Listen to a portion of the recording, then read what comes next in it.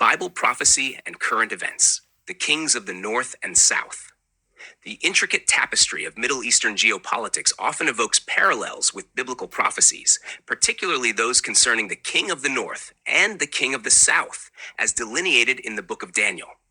These ancient narratives, when juxtaposed with contemporary events, offer a profound lens through which to interpret the roles of nations and movements, such as the Houthis, the maritime powers of the United States. For God's sake, please.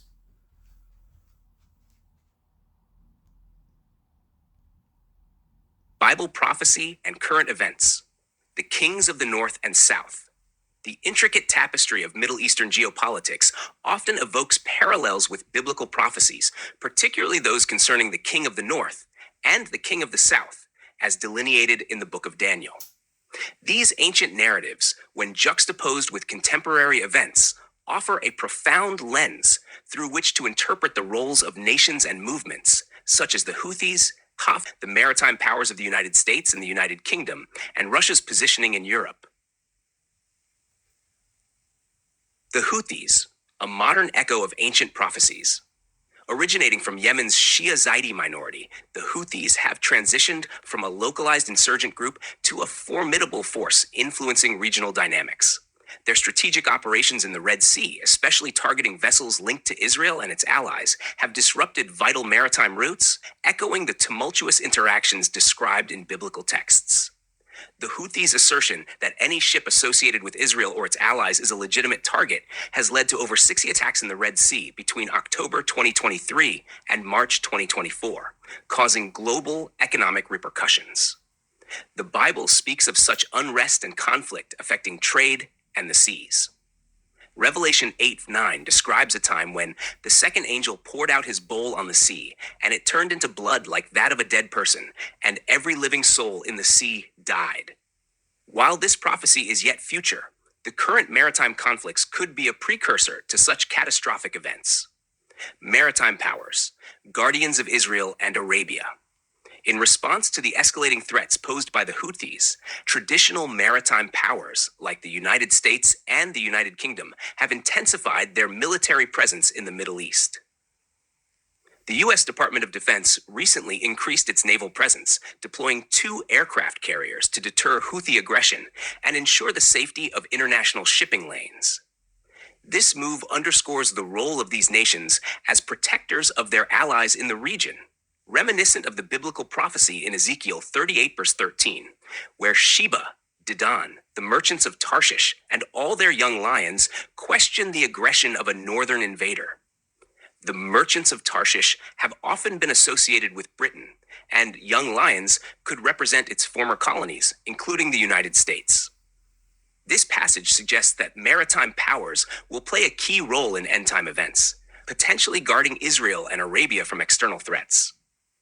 Isaiah 21:13-15 also speaks of Arabia's plight. The oracle concerning Arabia. In the thickets in Arabia you will lodge, O caravans of Dedanites. To the thirsty bring water. Meet the fugitive with bread, O inhabitants of the land of Tema. For they have fled from the swords, from the drawn sword, from the bent bow, and from the press of battle. This echoes the turmoil currently affecting the Arabian Peninsula. Russia's position. The modern king of the North? The book of Daniel introduces the concept of the king of the North, a powerful entity exerting influence over vast territories. Some contemporary interpretations position Russia in this role, given its historical and strategic interests in Europe and the Middle East. Russia's involvement in regional conflicts, diplomatic engagements, and its stance as a counterbalance to Western powers align with the characteristics attributed to the king of the North. Daniel 11 verse 40 states, "At the time of the end, the king of the south shall attack him, and the king of the north shall come against him like a whirlwind, with chariots, horsemen, and with many ships, and he shall enter the countries, overwhelm them, and pass through."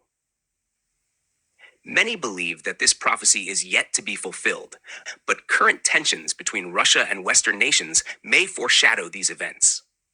Ezekiel 38, 2-4 speaks of Gog of Magog, often associated with Russia leading a great invasion. "Son of man, set your face against Gog of the land of Magog, the chief prince of Meshech and Tubal. and prophesy against him and say, "Thus says the Lord God, Behold, I am against you, O Gog, chief prince of Meshech and Tubal.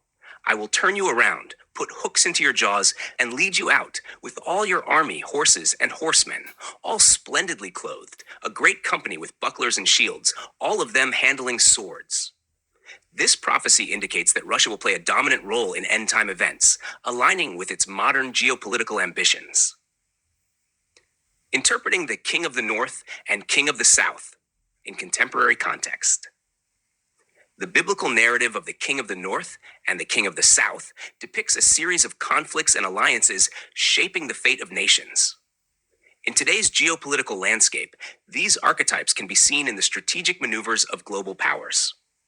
The United States and its allies, often perceived as the King of the South, engage in diplomatic and military strategies to counterbalance the influence of northern counterparts like Russia. Jesus warned of escalating conflicts in Matthew 24, 6-7. "And you will hear of wars and rumors of wars. See that you are not alarmed, for this must take place, but the end is not yet. For nation will rise against nation, and kingdom against kingdom, and there will be famines and earthquakes in various places." This prophecy reflects the increasing instability between world powers today. Convergence of prophecy and current events. The confluence of ancient prophecies and modern geopolitics offers a unique perspective on current events. Escalation of maritime conflicts. The Houthis' aggressive actions in the Red Sea have prompted significant military responses from the U.S. and its allies, aiming to safeguard international maritime commerce. Revelation 16:3. Strategic military deployments. The United States' decision to bolster its naval presence in the Middle East reflects a commitment to protect its interests and those of its allies, resonating with the protective roles described in biblical narratives.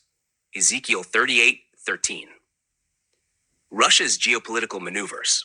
Russia's actions in Europe and the Middle East continue to influence global power dynamics, aligning with the attributes of the King of the North in prophetic discourse. Daniel 11:40. Conclusion. While direct correlations between biblical prophecies and contemporary events remain a subject of theological debate, the symbolic parallels offer insightful frameworks for understanding the motivations and actions of modern nations. The narratives of the King of the North and the King of the South serve as metaphors for the enduring struggle between competing powers, a theme as relevant today as it was in ancient times. As global dynamics evolve, these archetypal roles continue to provide a profound lens through which to interpret the complexities of international relations.